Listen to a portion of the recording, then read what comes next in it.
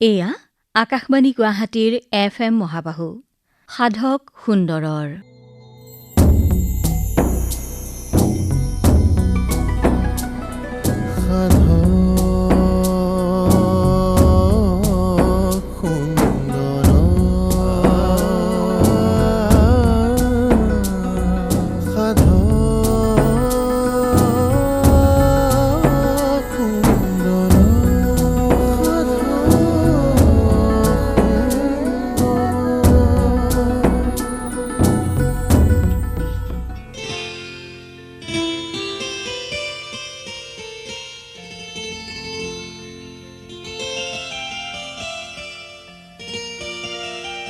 আমাৰ আজিৰ অতিথি এগৰাকী বিশিষ্ট কণ্ঠশিল্পী।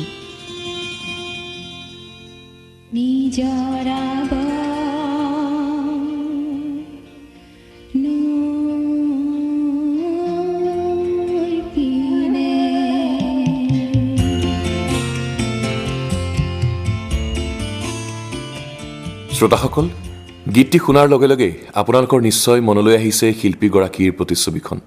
আপোনালোকে আকাশবাণী যোগে শিল্পীগৰাকীৰ গীত শুনিছিল, গীতিমালিকাত তেখেতৰ গীত শুনি আপোনালোক আপ্লুত হৈছিল। সেই শিল্পীগৰাকীয়ে হৈছে দেৱযানী দাস। আগতে আপোনালোকে দেৱযানী বৰা বুলি জানিছিল। আজি তেখেতৰ সৈতে আমি তেখেতৰ সংগীত জীৱনৰ কথা পাতিবলৈ একেলগে বহিছোঁ। বাইদেউ, আপোনাক আমাৰ অনুষ্ঠানলৈ আদৰণি জনাইছোঁ। ধন্যবাদ।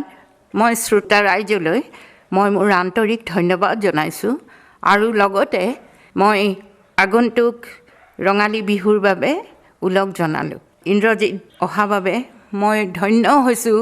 কিহৰ কাৰণে যে মই বহু দিনৰ মূৰত আজি মই কিবা এটা ৰেডিঅ' প্ৰগ্ৰাম এটা মই কথা পাতিছোঁ আৰু হয়তো দুই এটা পাৰিলে মই দুই এটা গান শুনাম। আজি অলপ দিনৰ পৰা মই অলপ অসুস্থতাত ভুগিছোঁ। বিশেষকৈ মোৰ ডিঙিটোৰ বাবে মোৰ এটা ফেৰেঞ্জাইটিছৰ প্ৰব্লেম হৈ আছে। মই বহুদিন আপোনালোকৰ ওচৰলৈ অহা নাছিলোঁ, কিন্তু মই এতিয়া ভাবিছোঁ যে ইন্দ্ৰজিতৰ জোৰতেই হওক বা ৰাইজৰ ইচ্ছাতেই হওক মই গাবলৈ অকণমান সাহস কৰিছোঁ। মই চেষ্টা কৰিম দুই এটা গান অকণমান শুনাবলৈ। কিবা যদি দুখ ভুল হয় আপোনালোকে ক্ষমা কৰি দিব। বাইদেউ, আপোনাৰ আমি সংগীত জীৱনৰ কথা পাতিব লাগিব। আপোনাৰ গীত শুনি শ্ৰোতাসকল মন্ত্ৰমুগ্ধ হৈ আছিল, আপ্লুত হৈছিল। সেই শ্ৰোতাসকলৰ বাবেই আপুনি সংগীত জীৱনৰ কিছু কথা নিশ্চয় ক'বলৈ ভাল পাব। যদি আমি আপোনাৰ শৈশৱলৈ উভতি যাওঁ, তেতিয়াহ'লে আপোনাৰ জন্ম ক'ত হৈছিল, শৈশৱৰ সময়খিনি ক'ত অতিবাহিত হৈছিল আৰু আপোনাৰ মা দেউতা পৰিয়ালটোৰ বিষয়ে অলপ কওকচোন। হয়, মোৰ শৈশৱ গুৱাহাটীতে মোৰ জন্ম আৰু গুৱাহাটীতে মই ডাঙৰ হৈছোঁ আৰু পঢ়া শুনা মোৰ সকলোখিনি গুৱাহাটীতে হৈছে। কিন্তু মোৰ মাজতে কিছুদিন মই মা দেউতাৰ লগত নগাঁৱত আছিলোঁ, কিয়নো মোৰ আচল ঘৰ মানে মোৰ দেউতাহঁতৰ আপোন ঘৰ আমাৰ নগাঁৱত। তাকো নগাঁও বৰজহা বুলি এখন গাঁও আছে, সেই গাঁওখনত মোৰ দেউতা জন্ম হৈছিলে আৰু তাৰপিছত আমি নগাঁও টাউনলৈ গুচি আহোঁ। কিন্তু আমাৰ ঘৰ আচলতে ক'ব গ'লে দেউতাৰ ঘৰ নগাঁৱত। গতিকে আমি অলপ দিন নগাঁৱত আছিলোঁ আৰু যেতিয়া মই ক্লাছ 1ত পঢ়োঁ তেতিয়া মই নগাঁৱত আছোঁ। আৰু নগাঁৱত তেতিয়া ক্লাছিকেল গুৰু আছিলে মোৰ, তেওঁ হ'ল নন্দ বেনাৰ্জী। আপোনালোকে তেওঁক জানে, খুব ভাল শিল্পী। তেওঁৰ দেউতাকৰ ওচৰত মই গান শিকিছিলোঁ ক্লাছ 1ত। তেতিয়া মই ক্লাছ 1ত পঢ়োঁ আৰু মই তেওঁৰ ওচৰত ক্লাছিকেল মিউজিক শিকিছিলোঁ। তাৰপিছত মই গুৱাহাটীলৈ গুচি আহিলোঁ মা দেউতাৰ লগত, কাৰণ মা দেউতা তেতিয়া গুৱাহাটীত থাকিবলৈ লৈছে। আৰু ঠিক সেইখিনি সময়ৰ পৰা মই পাণবজাৰত আছিলোঁ। পাণবজাৰত এখন মিউজিক স্কুল আছিলে, তাত এগৰাকী টিচাৰে মোক গান শিকাইছিলে আৰু তাত মই ক্লাছিকেল শিকিছিলোঁ। তাৰপিছত মই স্বৰ্গীয় মোৰ গুৰু অনিমেষ দত্ত, তেওঁৰ ওচৰত মই গান শিকি বিচাৰত মই পিছত কমপ্লিট কৰিলোঁ। তাৰ মাজতে মই আমাৰ ঘৰলৈ ৰেডিঅ' ষ্টেশ্যনৰ এগৰাকী, মই ঠিক নামটো এতিয়া মনত নাই, মই তেতিয়া ক্লাছ 5-6ত পঢ়োঁ। তেতিয়া এগৰাকী মানুহ, ডাইৰেক্টৰ লেখীয়া মানুহ এজন আহি আমাৰ ঘৰত মোৰ গান শুনিবলৈ আহিলে। তেওঁ কেনেকৈ জানিলে সেইটো মই নাজানো। তেওঁ আহি পেলাই মোক ক'লে, তুমি ৰেডিঅ'লৈ আহা, মই তোমাৰ কেইটামান গান ৰেকৰ্ড কৰি পেলাই মই ৰেডিঅ'ত মই সেই গানবোৰ বজাম। বা সেইটো কি প্ৰগ্ৰাম আছিলে মই সেইটোও নাজানো, কিন্তু মই এইটো জানো যে সেইটো ৰেডিঅ'ৰ কাৰণে মোক বিচাৰিছে। তাৰপিছত মই গ'লোঁ ৰেডিঅ'লৈ, ৰেডিঅ'ত গান গালোঁ। মই অকণি মেলৰ কেইটামান কোৰাছ গালোঁ। তাৰপিছত মই যুৱবাণীত দুটামান প্ৰগ্ৰাম কৰিলোঁ। তাৰপিছত গৈ পেলাই মই জেনেৰেল প্ৰগ্ৰামত গান গালোঁ, তাত মই অডিশ্যন দিলোঁ, তাৰ পৰা পাছ কৰিলোঁ। এই তেনেকেই মোৰ ৰেডিঅ'ত সোমালোঁ আৰু তেনেকেই মই গান গাই আহিছোঁ আজিলৈ। আমি আপোনাৰ সেই যাত্ৰাটোৰ বিষয়ে জানিম, কিন্তু যিহেতু আপুনি কৈছে যে প্ৰথম শ্ৰেণীত থাকোঁতেই আপুনি গীত শিকিছিল, নিশ্চয় আপোনাৰ মা দেউতাই আপোনাক অনুপ্ৰাণিত কৰিছিল বা আগবঢ়াই দিছিল।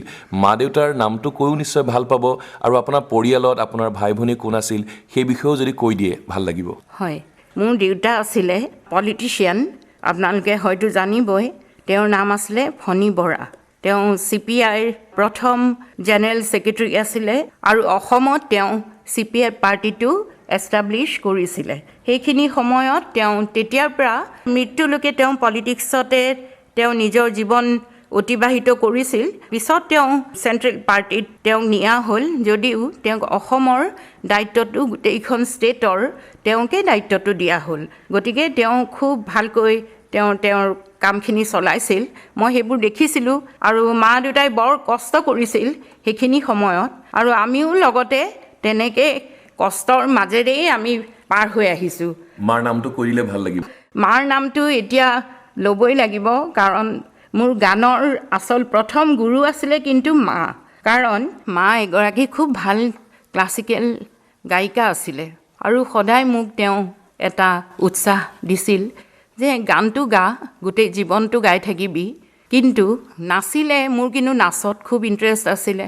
মই সৰুতে নাচিছিলোঁ, কথক নাচিছিলোঁ, কিন্তু মায়ে মোক ক'লে যে তই গোটেই জীৱন নাচিব নোৱাৰিবি, কাৰণ নাচটো সদায় কণ্টিনিউ নহ'বও পাৰে, কিন্তু গানটো তই চিৰজীৱন, তই বুঢ়া কালত যেতিয়া তোৰ বয়স হ'ব তেতিয়াও তই গাই থাকিব পাৰিবি। গতিকে মই তেনেকৈ মাৰ অনুপ্ৰেৰণাত মই গানটো গালোঁ, গান শিকিলোঁ, আৰু সৰুৰ পৰা মোক হাৰমনিয়াম বজোৱা শিকাইছিল আৰু মোক খুব উৎসাহিত কৰিছিল। মই তেনেকৈ গান গাই মায়ে সদায় ৰাতিপুৱা 5টা বজাত মোক উঠাই দিয়ে, টোপনিৰ পৰা মাতি দিয়ে, আৰু নিজে মই যদি নুঠোঁ মোক বিচনীৰ সেই নালডালেদি মোক খুব এনেকৈ মাৰে। তাৰপিছত মোক সেই উঠাই দিয়ে, উঠাই মোক বহুৱাই দিয়ে। আৰু আনকি কিজানি নিজেই শুই থাকিলে, কাৰণ ঘৰৰ গোটেইখিনি মানুহ শুই থাকে, গতিকে মা যদি শুই যায় বাকী মানুহখিনিৰ লগত, তেতিয়াহ'লে মই হয়তো সেইখিনি সময়ত মই গাব নোৱাৰিলোঁহেঁতেন, প্ৰেক্টিছ কৰিব নোৱাৰোঁ, কাৰণ দেখিলে মোৰ তেতিয়া খুব ঠাণ্ডা পৰে, আৰু ঠাণ্ডাৰ দিনতো মোক ৰাতিপুৱা 5টাতে মাতি দিয়ে, আৰু মই উঠি পেলাই বহি গান গাই থাকোঁ। মা মোৰ ওচৰতে বহি থাকে আৰু কিবা কিবি বনাই মায়ে খুৱাই থাকে। সেইখিনি সময়ৰ পৰা তেনেকৈ মই খুব কষ্ট কৰি গান প্ৰেক্টিছ কৰি আজিলৈকে বিবাহৰ পিছতো মই তেনেকৈ ৰিয়াজ কৰি তেনেকৈ চলি আছোঁ। তেওঁৰ নাম আছিলে, আপোনালোকে সকলোৱে জানিব, তেওঁৰ নাম আছিলে হেনা বৰা। তেওঁ সমাজকৰ্মী আছিলে, আৰু গোটেই জীৱনটো তেওঁক মই দেখিছোঁ একদম কটন কাপোৰ পিন্ধি, কটন মেখেলা চাদৰ পিন্ধি তেওঁ গাঁৱে ভূঞে তেওঁ তেনেকৈ বোকাই বালিয়ে তেওঁ ঘূৰি থাকে। মই এইখিনি মাৰ পৰা শিকিছোঁ, মাক দেখিছোঁ। আৰু আপোনালোকৰ পৰিয়ালত কোন কোন আছিল, ভাই ভনী? মোৰ দাদাক আপোনালোকে জানিব, মোৰ দাদা, মোৰ সৰু ভাইটি, মই মাজত, মই এজনী ছোৱালী। গতিকে এই 3টা ল'ৰা ছোৱালী আমাৰ। কিন্তু মোৰ দাদাও সেই চিনেমা জগততে আছিলে, তাৰ নাম গৌতম বৰা, আৰু আপোনালোকে হয়তো জানে তেওঁৰ নামটো। তেওঁ বহুকেইখন চিনেমাত ৰাষ্ট্ৰপতি পুৰস্কাৰ পাইছিল, আৰু তেওঁ এতিয়াও চিনেমাৰ জগততে আছে, সেইবোৰ কৰি থাকে। আৰু মোৰ সৰু ভাইটি গুৱাহাটী দূৰদৰ্শন কেন্দ্ৰত তেওঁ বাতৰি সম্পাদক আছিল। তেওঁ এতিয়া ৰিটায়াৰ কৰিলে এই বছৰ এমাহৰ আগত, কিন্তু তাৰ আগতে তেওঁ মাজতে ৰেডিঅ' ষ্টেচনতো তেওঁ কাম কৰিছিলে। তেওঁৰ নাম অৰিন্দম বৰা। তেওঁ গান চান গায়, তেওঁ তবলা বজায়, মিউজিক লাইনত তেওঁ আছে। তেওঁ আমাৰ গোটেই পৰিয়ালটো মুঠৰ ওপৰত মিউজিকৰ কিবা কিবি আমি কৰি থাকোঁ, এতিয়ালৈ কৰি আছোঁ, আৰু আগলৈও খুব ইচ্ছা আছে এনেকৈয়ে যাতে আমি গান গাই থাকিব পাৰোঁ চবেই। ভাল লাগিছে, আপোনালোকৰ আচলতে সংগীতৰ এটি পৰিয়াল। মাতৃৰ পৰা বিশেষভাৱে আপোনালোক অনুপ্ৰাণিত, তেখেতে আপোনালোকক আগুৱাই দিছিল সংগীতৰ ক্ষেত্ৰখনলৈ। শ্ৰোতাসকল, আমি কথা পাতি আছোঁ বিশিষ্ট কণ্ঠশিল্পী দেৱযানী দাসৰ সৈতে। আজি আমি তেখেতৰ সংগীত জীৱনৰ কথা পাতিছোঁ, তেখেতৰ শৈশৱৰ বিষয়ে গম পালোঁ, তেখেতৰ পৰিয়ালৰ বিষয়ে গম পালোঁ। কিন্তু তেখেত আকাশবাণীৰ সৈতে যেতিয়া জড়িত হৈছিল, অকণিৰ মেলত তেখেত আহিছিল, তেখেতে কি গীত বাণীবন্ধন কৰিছিল সেই বিষয়ে যদি মনত আছে আজি ক'লে ভাল লাগিব, আৰু গীতটি যদি মনত আছে অলপ গাই শুনালেও ভাল লাগিব। অকণমান শুনাই দিম। মই প্ৰথম যেতিয়া ৰেডিঅ'ত সোমাওঁ তেতিয়া মই ৰেডিঅ' ষ্টেচনৰ সেই অকণিমেল অনুষ্ঠানটিত তেতিয়া এটা মাহে এটা গান কোৰাছ এটা বাজে, মানে গোটেই মাহটোৱেই সেইটো দিয়া হয় গানটো, আৰু সেই গানটো বিশেষকৈ সৰু ল'ৰা ছোৱালীবোৰে শিকে আৰু শিকি পেলাই তাহাঁতেও সেই ক'ৰবাত গায় তেনেকৈ, মানে মই শুনিছোঁ আৰু ল'ৰা ছোৱালীবোৰৰ মুখত। মই তেনেকৈ প্ৰথম যিটো গান গাইছিলোঁ সেইটো জেপিদাৰ, তেনেকৈ মই কেইবাটাও গাইছোঁ, কিন্তু জেপিদাৰ সুৰত মই এটা গাইছিলোঁ। মই অলপকৈ কৈ দিছোঁ। মই গানটো লিখিছিলে নিৰ্মল প্ৰভা বৰদলৈ বাইদেৱে আৰু সুৰ আছিলে জ্যোতিপ্ৰকাশ দাস, মানে আমাৰ সকলোৰে জেপিদা। বহাগৰ পদূলিত কোনে ৰিঙিয়াই, ঢোল পেঁপা গগনাৰে ৰজন জনাই। সেই গীতটো মই নিজে সেইটো বাণীবন্ধন কৰিছোঁ, আৰু ৰেডিঅ'টো সেই গানটো খুবেই পপুলাৰ হৈছিলে আৰু চবেই খুব ভাল পাইছিল। সেইকাৰণে চবেই মোক কয়, আটাই মোক অসমৰ মানুহে সোধে সেই গানটো তুমি ৰেকৰ্ড কৰি থোৱা যাতে মানে চবেই শুনিব পাৰে। সেইটো পিছত মই বাণীবন্ধন কৰিলোঁ ভূপেন উজীৰৰ ষ্টুডিঅ'ত, আৰু সেই গীতটো মোৰ খুব প্ৰিয় গীত। বহাগৰ পদূলিত কোনে ৰিঙিয়াই, ঢোল পেঁপা গগনাৰে ৰজন জনাই। অকণিৰ মেলত গীতটি গাই আপোনাৰ ইমানেই ভাল লাগিল যে পিছলৈ শ্ৰোতাসকলেও অনুৰোধ কৰিলে আৰু গীতটি আপুনি বাণীবন্ধন কৰিলে, আৰু আজিৰ অনুষ্ঠানত আমি গীতটিৰ কিছু অংশ আমাৰ শ্ৰোতাসকলক এতিয়া শুনাব বিচাৰিছোঁ। বহাগৰ পদূলিত কোনে ৰিঙিয়াই, ঢোল পেঁপা গগনাৰে ৰজন জনাই, কোনে ৰিঙিয়াই, বহাগৰ পদূলিত কোনে ৰিঙিয়াই, ঢোল পেঁপা গগনাৰে ৰজন জনাই, কোনে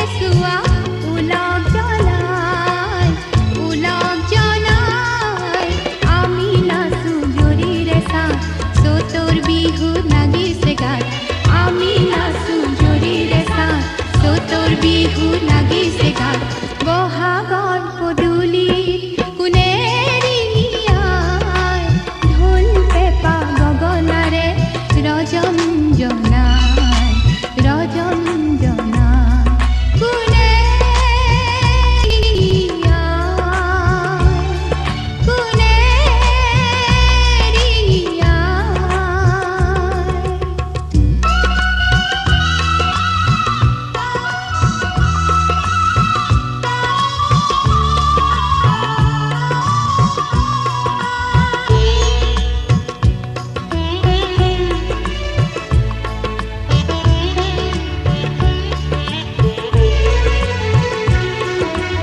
আহতে সলালে হোৱা ৰঙা কুহি পাত জেতুকাৰ ফুল লাগে আমাৰ হিয়াত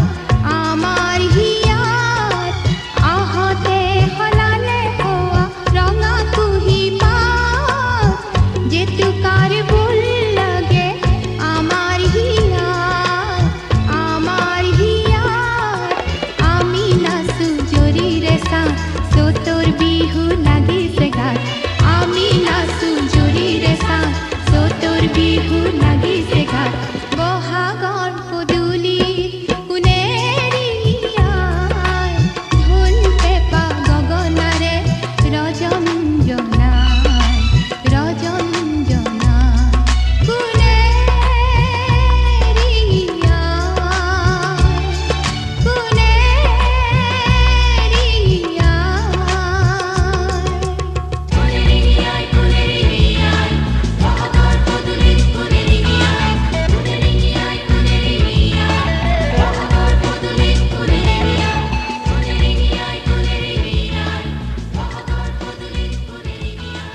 আপোনাৰ অকণিৰ মেলত গোৱা গীতটি যিটো পিছত বাণীবন্ধন কৰিলে সেই গীতটি আমি শুনিলোঁ সঁচাকৈ ভাল লগা এটি গীত আৰু আপুনি আকাশবাণী গুৱাহাটীৰ স্বীকৃতিপ্ৰাপ্ত শিল্পী কেতিয়া হ'ল আপোনাৰ কণ্ঠস্বৰ পৰীক্ষা কেতিয়া হ'ল বা আকাশবাণী শিল্পী হিচাপে স্বীকৃতি পালে তাৰপিছত প্ৰথম কোনটো গীত বাণীবন্ধন কৰিলে সেই সম্পৰ্কে অলপ কওকচোন মই 1976ত মই প্ৰথম অডিশ্যন দিব গৈছিলোঁ ৰেডিঅ' ষ্টেচনত অডিশ্যনত এটা পেনেলত বহুত ডাঙৰ ডাঙৰ সুৰকাৰ তেওঁলোক বহি আছিলে তাৰ মাজত মুকুল বৰুৱা পুৰুষোত্তম দাস হেমেন হাজৰিকা তেনেকৈ কেইবাগৰাকীও স্বনামধন্য ব্যক্তি তাত বহি আছিলে আৰু তেওঁলোকৰ সন্মুখত মই অডিশ্যন যেতিয়া দিছিলোঁ তেতিয়া তেওঁলোকৰ মই জাষ্ট নাম শুনিছিলোঁ কিন্তু মই তেনেকৈ মই নাজানিছিলোঁ দেখা নাছিলোঁ কিন্তু যদি মই আগতে গম পালোঁ হয় হয়তো মই খুব ভয় খালোঁ হয় কিন্তু মই গৈ পেলাই গান গালোঁ আৰু নাজানো কিয় 5টা গান গোৱাৰ পিছত মোক আকৌ এটা গাব দিছে তেতিয়া মই 6 নম্বৰ গানটো গাইছোঁ মই সেইখিনি সময়ত বেছি আধুনিক গীত নাজানিছিলোঁ খুব ক্লাছিকেলহে গাইছিলোঁ সেইখিনি সময়ত মই যেতিয়া ওলাই আহিলোঁ তেতিয়া মোক ক'লে যে খুব ভাল লাগিছে সেই তেনেকৈ মই অডিশ্যনটো পাছ কৰিলোঁ তাৰপিছত যেতিয়া মই প্ৰথম প্ৰডাকশ্যন আছিলে মোৰ স্পেচিয়েল প্ৰগ্ৰামত সেইটো আছিলে গীতিমালিকালৈ আহে গানবোৰ সুৰৰ শৰাই বুলি কয় সেইখিনি সময়ত সুৰৰ শৰাই আছিলে সেই সুৰৰ শৰাই প্ৰগ্ৰামটোত এইটো গীত গাইছিলোঁ আৰু হেমেন হাজৰিকাৰ প্ৰডাকশ্যন আছিলে এটা সুৰ আছিলে তেতিয়া সেইখিনি সময়ত দুটা গান স্পেচিয়েল প্ৰগ্ৰাম হৈছিলে গীতিমালিকালৈ আহিছিলে এটা গান আছিলে হেমেন হাজৰিকাৰ আৰু এটা গান মই মোৰ ফালৰ পৰা সেইটো নিয়ম আছিলে নিজৰে আৰ্টিষ্টে নিব পাৰে মই গাইছিলোঁ তেতিয়া নিজৰা বয় নৈ পিনে সেই গীতটো গাইছিলোঁ সেই দুটা গীতেৰে মোৰ জীৱনৰ প্ৰথম জেনেৰেল প্ৰগ্ৰামত মই গাইছিলোঁ প্ৰথম গীতটি আছিলে হেমেন হাজৰিকাদেৱৰ আৰু সেই গীতটি যদি আজি অলপ শুনাই দিয়ে তেতিয়াহ'লে শ্ৰোতাসকলে খুব ভাল পাব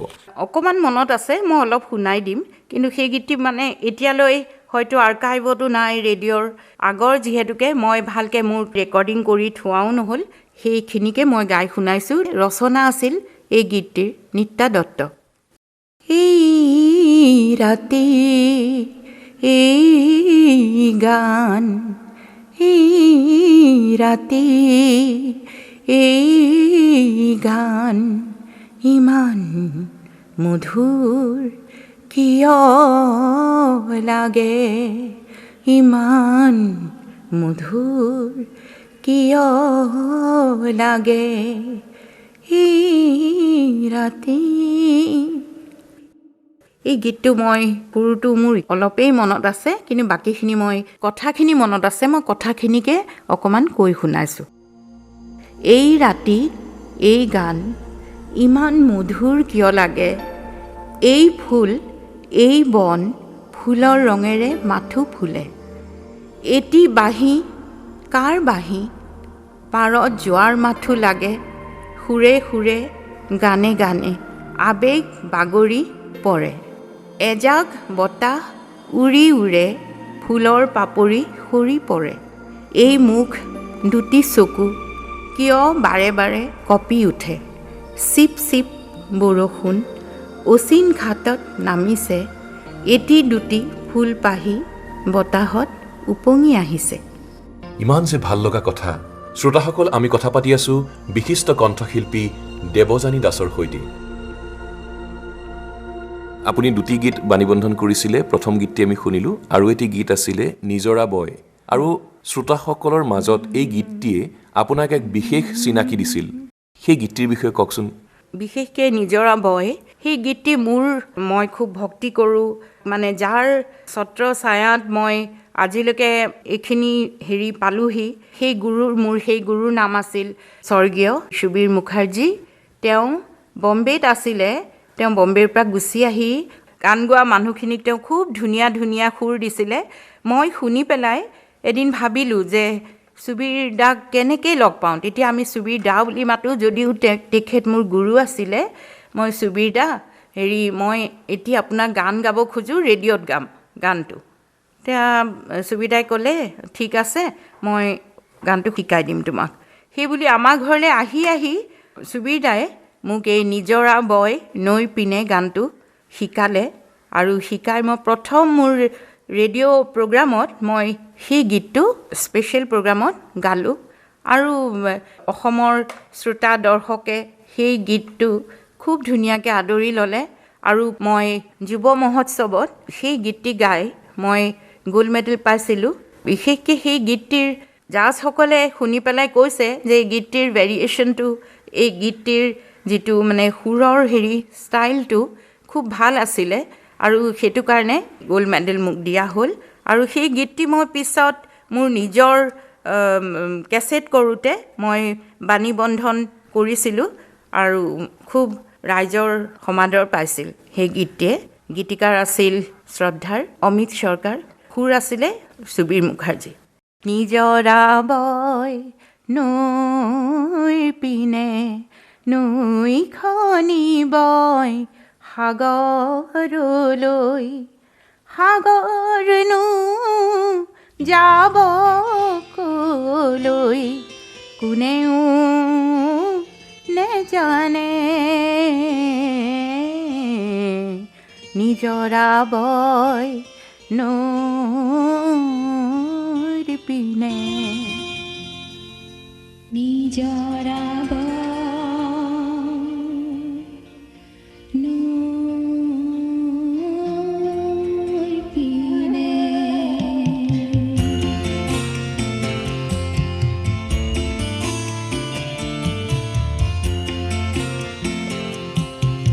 নিজৰা বয় নৈ পিনে নৈখনি বয় সাগৰলৈ,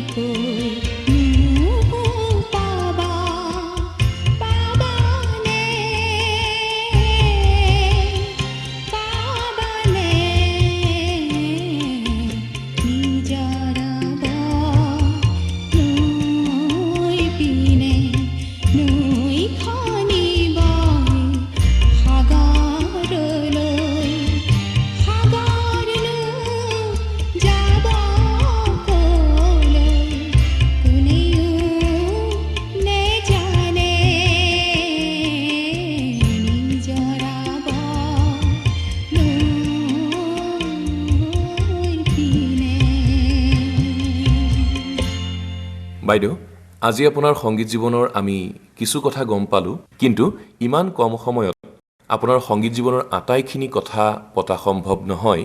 আমি পৰৱৰ্তী খণ্ডত আপোনাৰ সংগীত জীৱনৰ আৰু বহু কথা জানিবলৈ প্ৰয়াস কৰিম।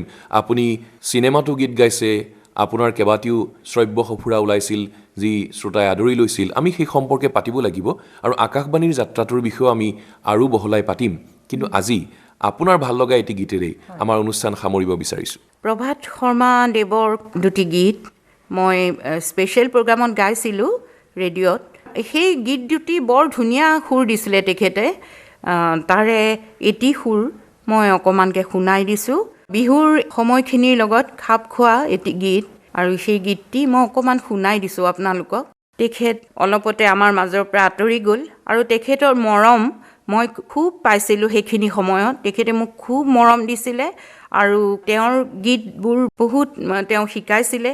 আৰু ৰেডিঅ'ত যেতিয়া মোৰ প্ৰগ্ৰাম আছে বুলি কয়, তেওঁ বৰ আগ্ৰহেৰে মোক গীত দিবলৈ তেওঁ বৰ প্ৰয়াস কৰিছিলে। আৰু তেখেতলৈ মই আজি এই গীতটিৰে অলপ গাই মই তেখেতলৈ ভক্তিভৰা শ্ৰদ্ধা জ্ঞাপন কৰিছোঁ। মাছ পথাৰৰ আহঁত জোপাত কুঁহি পাত, বাৰীৰ ঢাপৰ আমৰ ডালত কুলিৰ মাত, এই দেহি ভাল লাগি যায়, ভাল লাগি যায়, এই দেহি ভাল লাগি যায়, ভাল লাগি যায়। মাছ পথাৰত আহঁত জোপাত কুঁহি পাত। শ্ৰোতাসকল, কীৰ্তিকমল ভূঞা ৰচিত আৰু প্ৰভাত শৰ্মাদেৱে সুৰ কৰা এই গীতটিৰে আজিৰ খণ্ডটিৰ পৰা আমি বিদায় লৈছোঁ। মাছ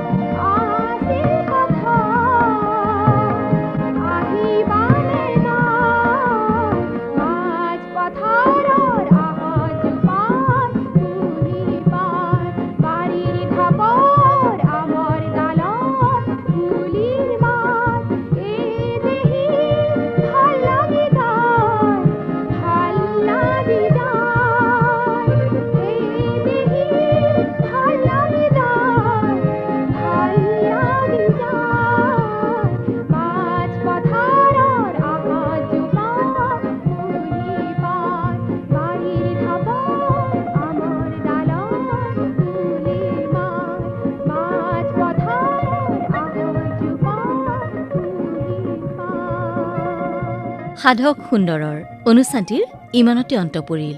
আজিৰ অনুষ্ঠানত বিশিষ্ট কণ্ঠশিল্পী দেৱযানী দাসৰ সৈতে হোৱা সাক্ষাৎকাৰৰ প্ৰথম খণ্ডটি শুনিলে। সাক্ষাৎ গ্ৰহণ আৰু প্ৰযোজনা আছিল ইন্দ্ৰজিৎ দাসৰ।